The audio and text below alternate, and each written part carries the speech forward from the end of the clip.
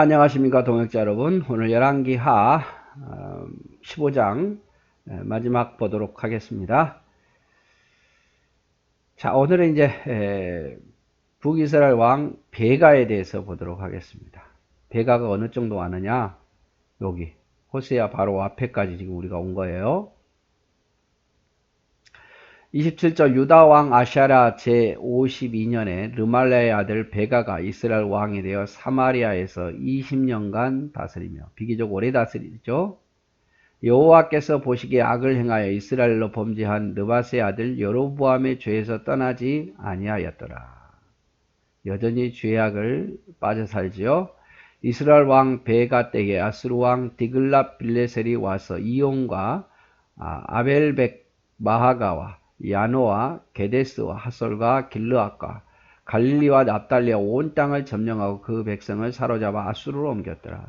자, 아수르가 두 번째 침공한 거죠. 북쪽에 강력한 왕 아수르가 첫 번째 무나임 때에 쳐들어왔는데 무나임이 뇌물 주어서 보냈고, 이번에는 이제 베가 때에 와가지고 직접 침공한 거죠. 침공해서 뇌물 받고 돌아가지도 않고, 뇌물도 아마 없었을 거고, 많은 백성을 사로잡아서 아수르로 옮깁니다. 아수르로. 우시아의 아들 요담 제20년에 엘라의 아들 호세아가 반역하여 르말랴의 아들 베가를 쳐서 죽이고 대신하여 왕이 되니라. 베가의 남은 사적과 그가 행한 모든 일은 이스라엘 왕 역대지라 기록되니라. 자, 이제 호세아가 베가를 반역하고 죽입니다. 그래서 이렇게 아수르가 무나임 때 1차 침공하고, 두 번째로 이제 베가 때 2차 침공하고, 앞으로 보겠지만 3차는 이제 호세아 왕 때에 침공해서 이제 아수르에서 완전히 북이스라엘은 멸망하고 맙니다. 그래서 이 호세아는 친아수르 정책이었어요. 친아수르 정책. 그래서 아마 베가가 아수르에서 멸망하니까 힘을 잃었을 때 자기가 왕권을 차지한 거죠. 자, 아수르 침공을 한번 더 정리해 보면 1차 무나임 때 은 1000달란트를 조금 주어서 겨우 모면하고, 2차 때는 이제 베가 때에 침공해서 백성들을 북이스라엘 백성의 많은 사람들을 포로로 끌고 갑니다. 이때 보면 유다가 아수르에게 요청한 거예요. 왜냐하면 베가와 유다 사이에 전쟁이 있었거든요. 그러니까 이 위기를 넘기려고 유다가 아수르에게 요청을 했고, 요청할 때는 그냥 요청하겠습니까? 뇌물을 줬겠죠. 그래서 유다의 말을 듣고 아수르가 침공에 들어온 거고, 북이스라엘을 언제든지 엿보고 있다가 근거가 돼서 명분을 쌓고 들어온 거죠. 그래서 우리도 남북한 전쟁이 일어나면 북한하고 우리만의 전쟁은 아니죠. 왜냐하면 우리는 누구에게 도움을 청하겠습니까? 미국이나 일본에게 도움을 청하겠죠. 그러면 미국과 일본이 자동적으로 참전한 명분이 되는 거예요. 북한은 가만히 있겠습니까? 어디에다 요청하겠습니까? 러시아와 중국에 요청하겠죠. 그러면서 왜 남의 땅에 쳐들어왔냐 이렇게 말을 못하는 거예요. 봐라, 북한에서 우리를 요청했지 않느냐. 그래서 우리 북한 땅에 들어온다. 이게 명분이 되는 거예요. 그래서 베가 때에 이제 베가가 남유다와 전쟁을 일으켜서 유다가 위험에 처하니까 유다가 아수르에게 요청을 하게 되고, 명분을 아수르에게 주어서 아수르가 북이스라엘을 침공하게 된 거죠. 그래서 많은 포로를 끌고 가고, 3차 때는 이제 호세아 때에 아수르가 침공합니다. 이때 침공한 거는 호세아 왕이 아수르에게 조공을 많이 바쳤어요. 친아수르 정책을 하다가 왜 그랬는지 모르겠지만 마음이 변신해서 아수르를 배신하고 위쪽 강대국 애굽 편을 듭니다. 그래서 애굽이 지켜줄 줄 알았는데 애굽은 지켜주질 못했어요. 결국 북이스라엘에게 멸망당하고 말죠. 많은 선지자들이 특별히 이제 애굽을 의지하지 말라. 애굽을 의지하지 말라. 그래서 이렇게 이야기를 하는데도 듣지 않죠. 그래서 결국에는 남의 힘에 의해서 자기를 지키려면 시키려고 하면 이렇게 불행해지는 거예요. 우리가 대한민국도 우리가 힘을 길러서 해야지 남의 힘을 얻어서 하겠다 그러면 그거 오래가지 못합니다. 뭐 교회나 또 우리 가정이나 마찬가지예요.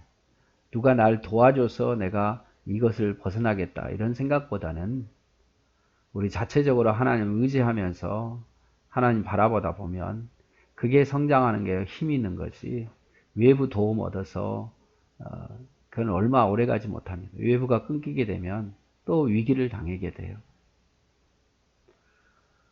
자, 그 다음에 이제 요담 남유다 왕입니다.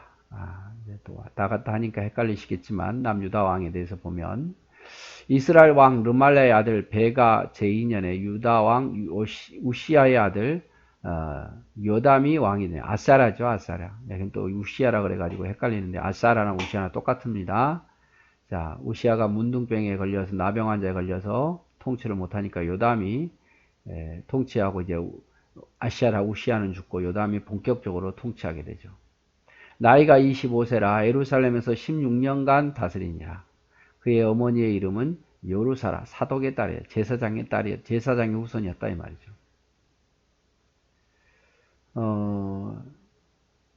요담이 그의 아버지 우시야의 모든 행위대로 여호와 보시기에 정직히 행하였으나 또 똑같죠.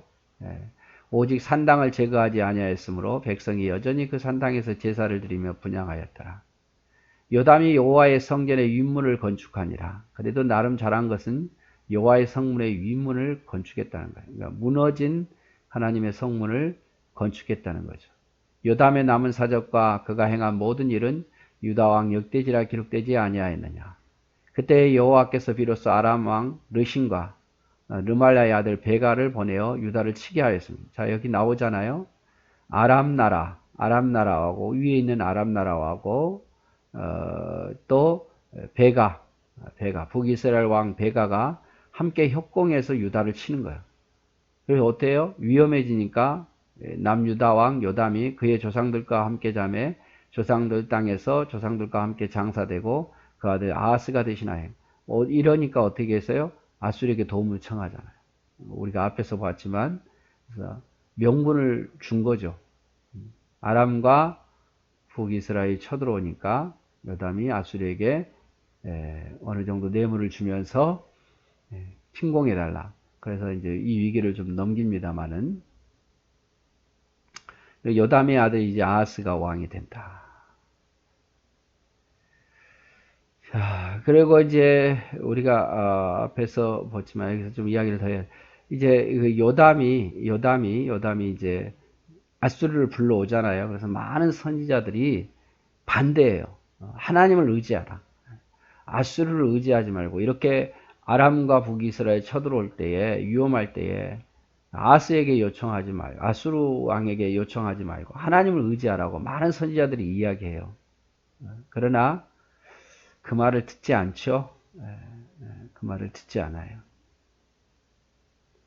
그래서 남유다도 여기 보니까 우시야 다음 요담이 왕이 되고 그 다음에 아하스가 왕이 되네. 그리고 이제 히스기야가 왕이 됩니다. 히스기야가. 고난 앞에서 하나님을 찾자. 이게 포인트예요. 포인트. 그래서 요담이 좀 고난 앞에서 하나님을 찾았다면 우리가 아사왕을 볼 때에도 구스의 100만 대군 앞에서 하나님을 찾고 여호사밧 왕도 모압 암몬 뭐 에돔 이렇게 연합군대 앞에서 하나님을 찾고서 이기고 히스기야도 아수르가 쳐들어왔을 때 하나님을 찾음으로 이기고 요시야도 마찬가지고 고난 앞에서 하나님을 찾으면 되는데 참 그게 왜 이렇게 어려운지 자존심인지 아니면 내 힘으로 해보려고 그러는 건지 아니면 좀 하나님을 조금 낮게 보는 건지 잘 모르겠습니다만은 고난 앞에서 하나님을 찾아야 돼요. 고난이 있다고 생각할 때에 하나님을 찾고 또 잘 나갈 때 절대 교만하지 말고 그렇게 살 때에 하나님 복을 주신다 이 말이죠. 고난 앞에서 내 힘으로 하려고 하지 말고 사람 의지하지 말고 반드시 우리는 하나님께 엎드리고 찾았으면 좋겠습니다. 원망하는 자리에 있지 말고 또 낙심하는 자리에 두려워하는 자리에 있지 말고 하나님을 찾았으면 좋겠습니다. 자, 오늘 여기까지 하도록 하겠습니다. 감사합니다.